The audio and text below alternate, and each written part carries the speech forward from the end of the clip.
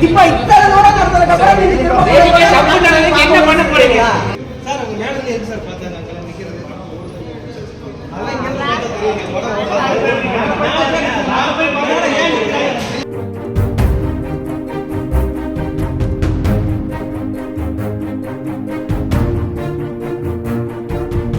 கோவை ஒண்டிப்புதூர் பகுதியில் உள்ள மிராஜ் திரையரங்கில் ரீரிலீஸ் செய்யப்பட்ட படையப்பா திரைப்படத்தை பார்க்க வந்த ரசிகர்கள் ஆடியோ தெளிவாக இல்லை என கூறி திரையரங்கு ஊழியர்களுடன் வாக்குவாதத்தில் ஈடுபட்டனர்.